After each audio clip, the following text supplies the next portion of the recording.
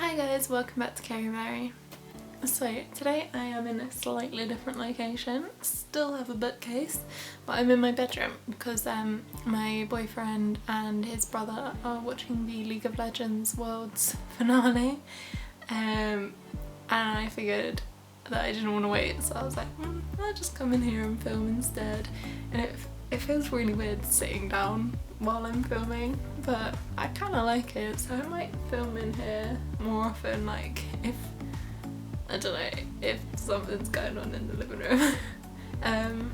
But yeah, so today I am going to film my October wrap up. I kind of forgot about this video, I'm not gonna lie. Like I've been kind of pre-filming some videos for November because I know I'm going to be super busy with teacher training, NaNoWriMo and literally everything else. So I was like, I'll get some videos filmed out of the way, like pre-done this weekend, and now my brain's just gone into a bit of like mind melt and I realised that I've made some mistakes in videos. I'm like, no. But yeah, so this is my October wrap up. I've read I think like 10 books, so that's pretty good. It's way more than I thought I'd read, but yeah, I'm happy with it.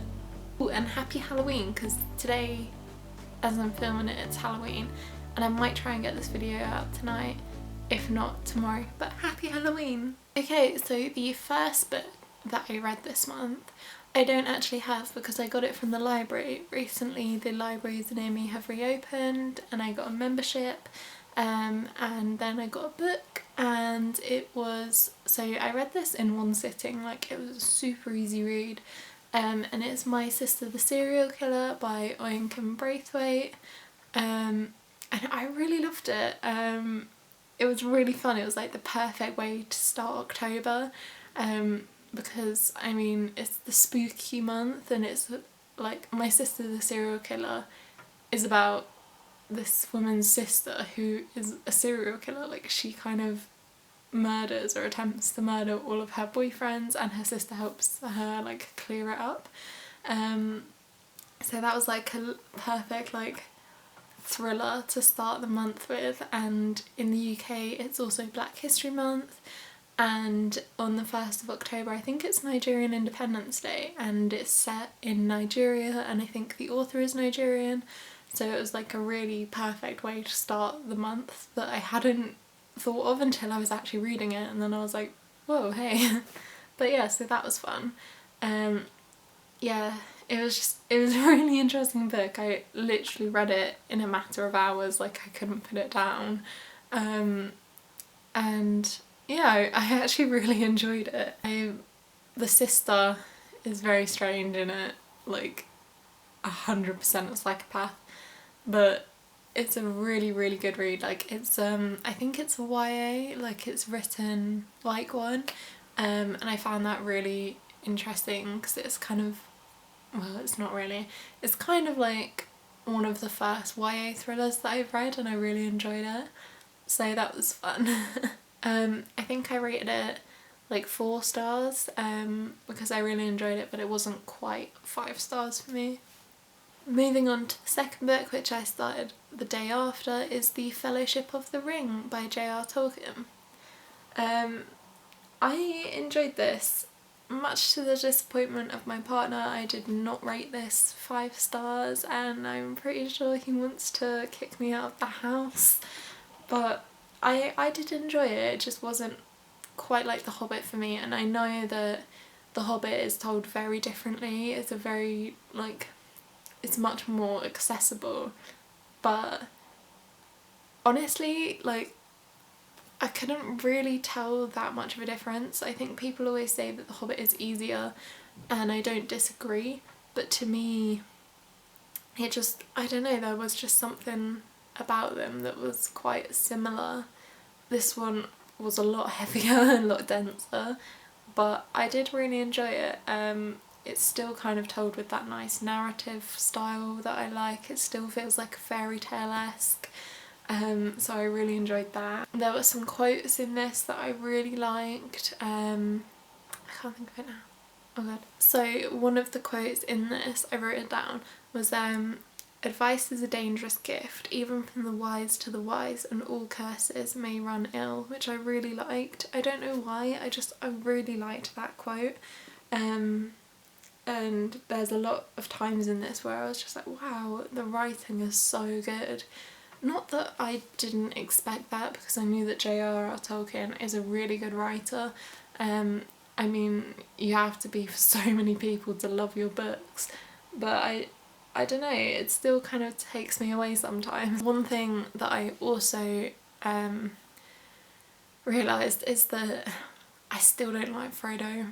Like, I'm just reading it and I'm like, I don't care about you, Frodo, I really don't, and that's really hard, because like I really liked Bilbo in The Hobbit, I really liked him, and in the films I just didn't care for Frodo. I always found myself more drawn towards Sam, Merry and Pippin, and I preferred them, and it looks like it's taking the same kind of thing in the books, because I just do not care for Frodo, and I know that's blasphemous to some, but yeah, I just don't care for him. But yeah, I really enjoyed this, but I did not rate it 5 stars, I rated it 4, much to the displeasure of my boyfriend. Okay, so the next book I read on my Kindle, and that is Zeus is a Dick by Susie Duncan. Ashley from A Frolic Through Fiction mentioned this in one of her latest videos, and honestly my thoughts are pretty similar. I don't want to speak too much on it because I did include it in my video for 5 books that I'm like predicting will be 5 stars. Spoiler alert, I did not rate it 5 stars.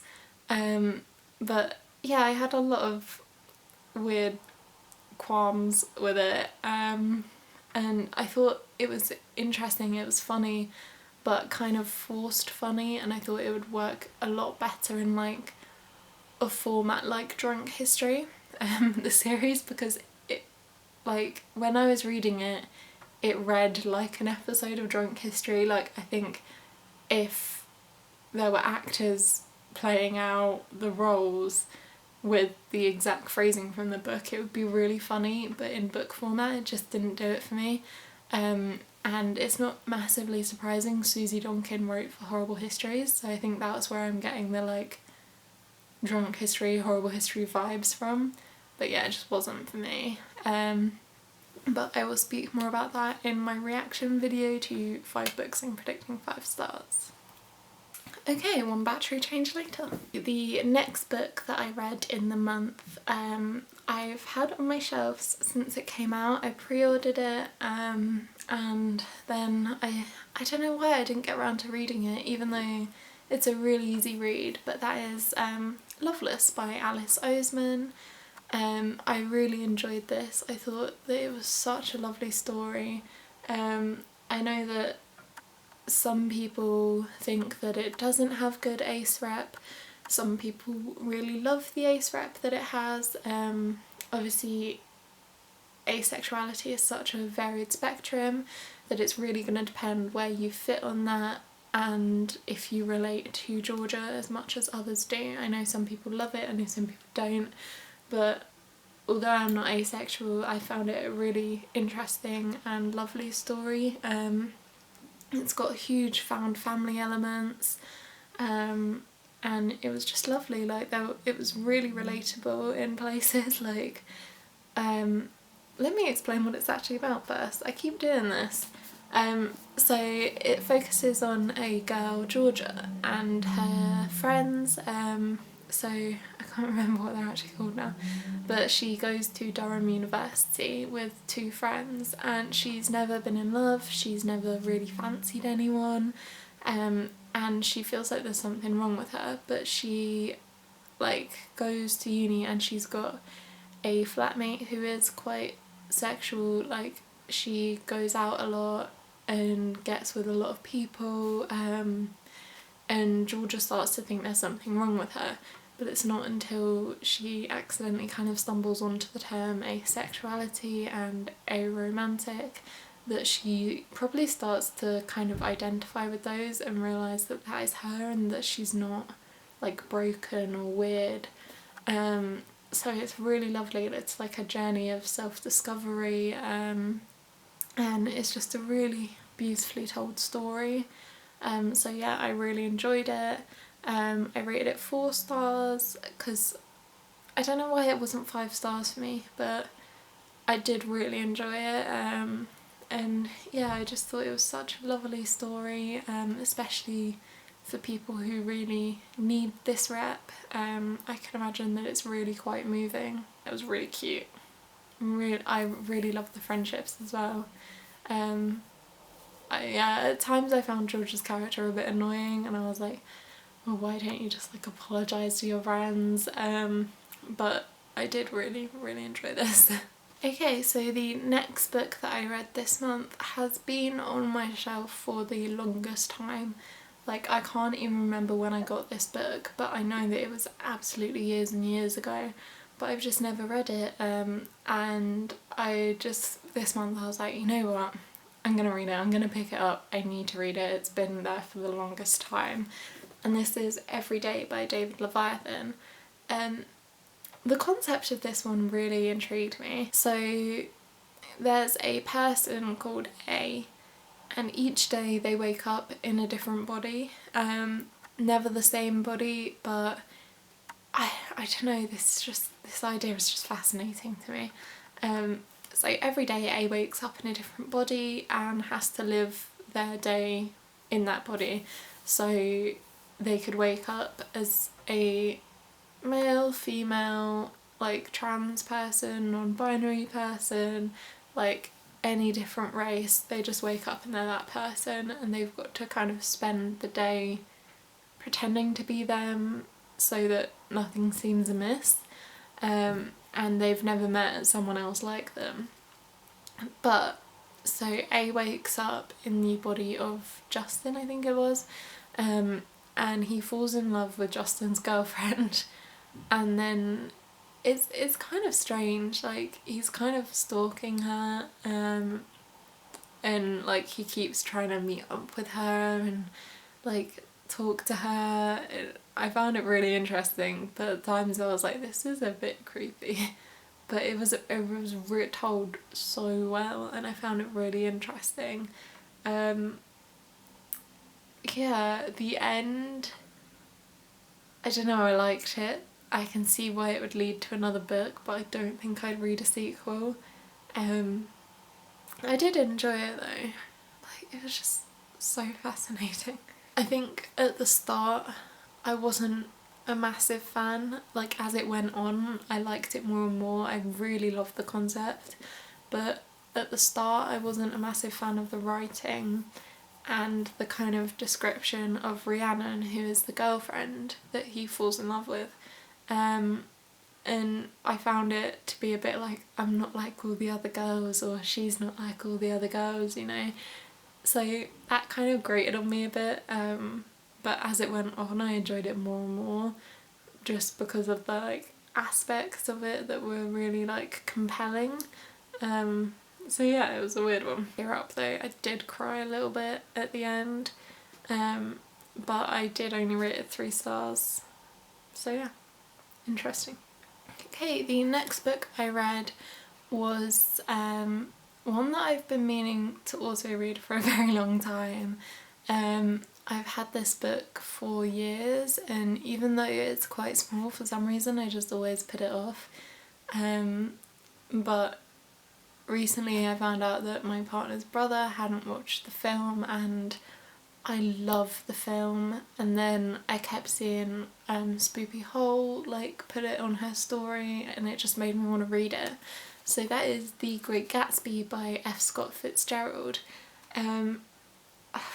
This book, I really loved this. I had some, like, I don't even know. I don't know where to begin with this. I really liked it because it, like, having seen the film, it really reminded me of it.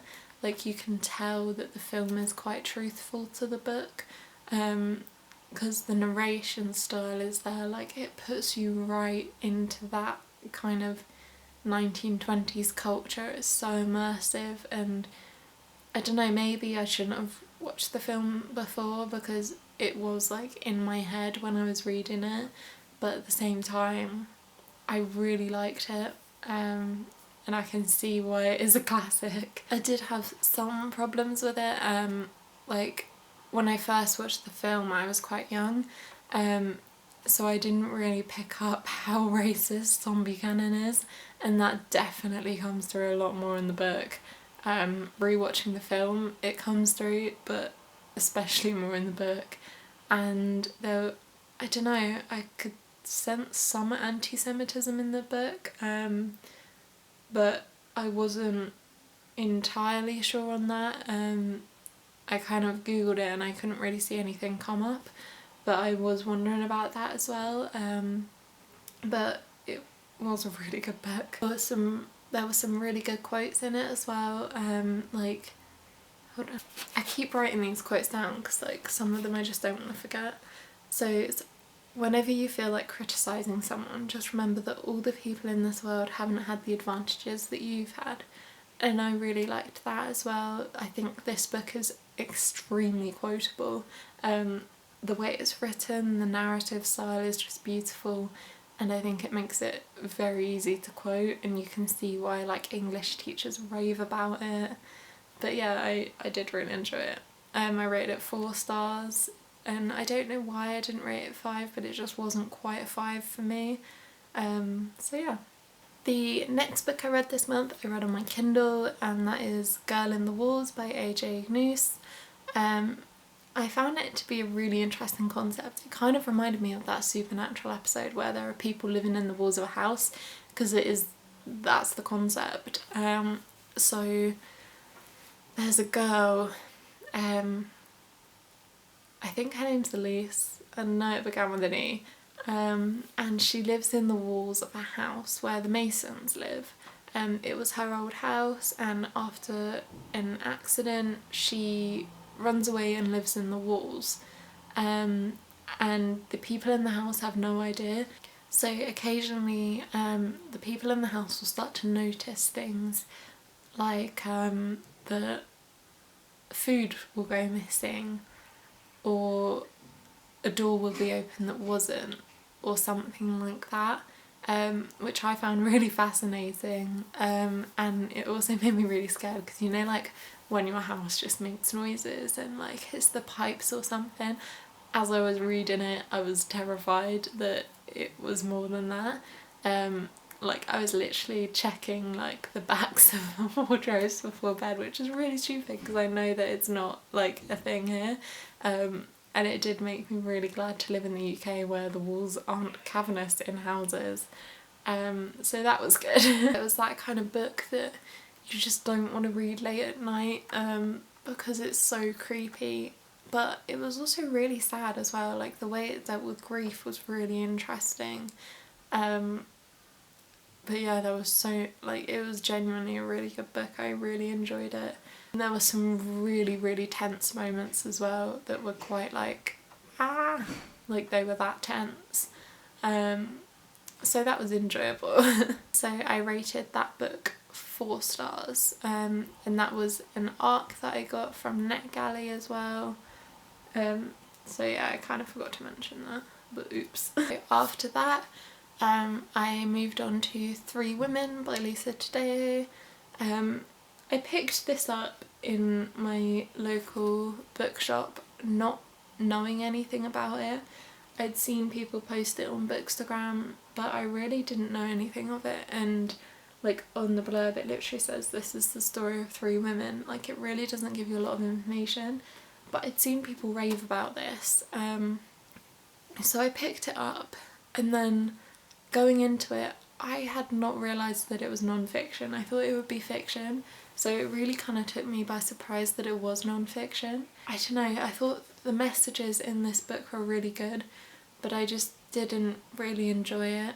I'm not sure if maybe it just wasn't the right time for me to read this, but as I was reading it I just didn't want to read it. I kept like forcing myself to read it, and it just wasn't as much of an enjoyable experience as I would have hoped. especially considering like the messages of the book. Definitely has some really shocking moments, like especially the first line, I think it's of the prologue, like really shook me.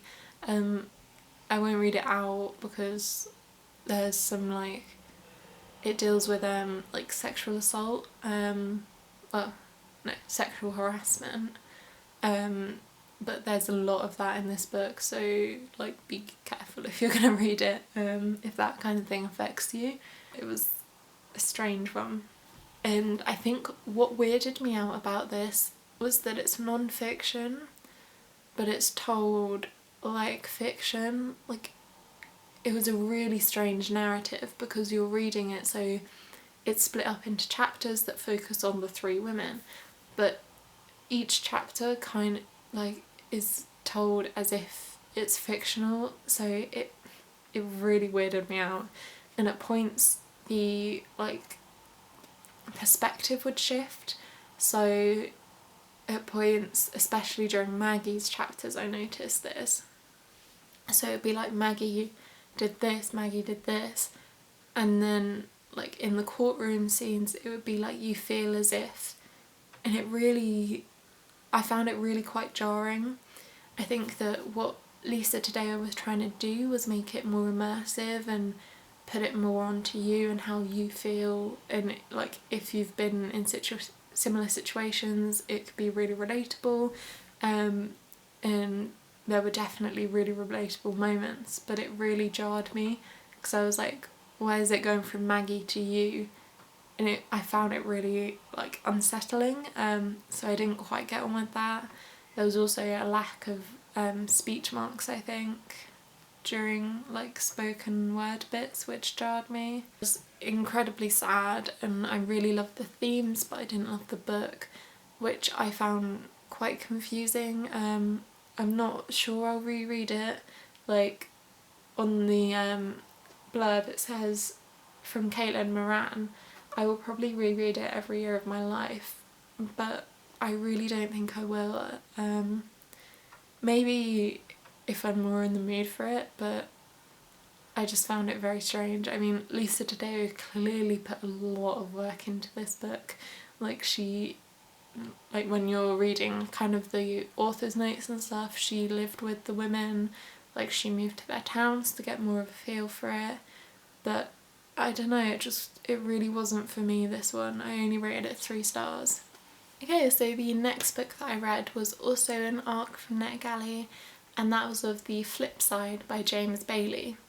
So the premise of this one is kind of rom-com-esque. So the main character Josh proposes to his girlfriend Jade and gets rejected. This is on New Year's Eve, in the London Eye, at the fireworks, and it was just like, ooh. Like the first chapter I found really funny, but it was that kind of thing where you were like going, oh no. And the rest of the book follows suit. So after getting his proposal rejected, he picks up a 50p coin off the ground on his way back, and later on he makes the decision that every decision in like the next year he's gonna make by the flip of a coin. So like I think it's heads is yes and tails is no, something like that. And he starts to make decisions for everything by flipping the coin, which I found to be a really interesting concept. Like I really liked it, but it wasn't executed well enough for me. I found Josh to be really annoying. I did not like his character. There were so many times where he'd do things and I'd be like, no, I don't like this. Why are you doing this? This feels like it's for plot and not for anything else. Like his character didn't really have a lot of development. Like I think most of my issues with this book are with him and his character, because I just didn't care about him, and it got to the point where I was reading it to finish it and not to care about the characters. Not all of the characters were bad. I really liked his 2 best friends and he did not deserve them at all. Then eventually the girl that he meets is kind of manic pixie dream girlish, so that kind of put me off as well. Like, I liked her character and aspects of her character, but I just kept thinking, like, you're like Zooey Deschanel in 500 Days of Summer, like, yeah, it wasn't the one for me. And there were aspects of her character that did really annoy me. And there were bits of the book that were actually painful to read. Like, he has 2 specific dates that I can think of that were just painful. Like, they were so awkward and cringy and uncomfortable that I genuinely wanted to DNF the book, and I'm surprised that I didn't do that. There were aspects of the book that I did like. I really liked, so James Bailey, he writes about this idea that you go into a museum and you go to the gift shop before you actually go around the museum, and you buy some postcards with photos of art on them, and then you go around the museum and you hunt them down. So I really enjoyed that. I found that really interesting and fun, and it's something that I want to do. But then again, it wasn't really a part of the book, it was more like something the characters did, or something he talked about doing with his granddad. And yeah, it just wasn't for me. There were parts that I found genuinely funny, but a lot of it was incredibly unrealistic and I couldn't get past that. So yeah, I only rated it 2 stars. Yeah, it wasn't for me. I think if it was on screen it would be better as a rom-com where you could actually get more depth to the characters, which sounds weird because a book should give depth to them, but it did not. I just hated his character so much. That's so bad. Okay, so the final book that I read this month was The Tattooist of Auschwitz by Heather Morris. Where do I even begin? This book I read it in 2 sittings. It's just horrendous, really. Like, we all know, like, the horrors that happened in the Holocaust, but they're spoken about so plainly here. And I really liked Lale's story. So for those of you that don't know, The Tattooist of Auschwitz, funnily enough, focuses on the tattooist of Auschwitz. So Lale goes to Auschwitz-Birkenau, he gets sent there, and he's quite a charismatic guy, and he's very smart, he knows a lot of languages, and eventually this guy finds him and takes him under his wing to be the tattooist, and he kind of gets protected by that because he knows a lot of languages, so he's kind of got this status where he can't really be touched, so he goes to work tattooing everyone who comes in, and over the course of that he falls in love with one of the women in the camp, so he falls in love with Gita. I think that's the best way to describe it. He's just trying to survive, and he's trying to like get her to fall in love with him and stuff. It's a really quite moving story. I didn't cry, which really surprised me, because normally for things like this I would, but it was just like, it's just horrific. I mean, anything about the Holocaust is, but I really liked at the end, so you find out more about Lale and Gita, and Silka as well, who was another character. Well, I say character, they're real people, but at the end Heather Morris, she visited Auschwitz, and there was someone there who was talking about like their experience at the camp, and they said that like one of the most memorable things that happened when they first arrived was that the tattooist kept saying "I'm sorry" when he was tattooing, which I actually found really emotional, because like you go through this whole book and it's just him trying to survive, and like he can't really talk to the prisoners when he's tattooing them, because obviously there's guards around, but then like Heather Morris, she puts it together and she knows that when they weren't around or weren't like listening to him that he would do that, and it's just really moving because you can tell that Heather Morris was very involved as well. But yeah, I really enjoyed this. I rated it 4 stars. Okay, so those are all the books I've read in October. I'm not really doing a November TBR. I think I want to try and take part in the 1,000 Doors Readathon that Tasmin and Meg and I think someone else, but I've forgotten, are hosting in November. But at the same time, I'm gonna try and do NaNoWriMo, and I'm starting to teach in school, so that's gonna take up a lot of my time. And because I'm trying to do NaNoWriMo, I'm thinking of reading books that are similar to the book that I want to write, so kind of get me in the headspace and in the genre. So yeah, I'm not actually sure how much I'm going to read in November. I feel like it's going to be a very, very busy month. So keep tuned. If you've read any of these books or any of the Kindle books that I mentioned, please let me know what you thought of them. I only realised the other day that I haven't actually read any 5-star books this month, but I don't know if that's because I'm becoming more picky when I'm reading.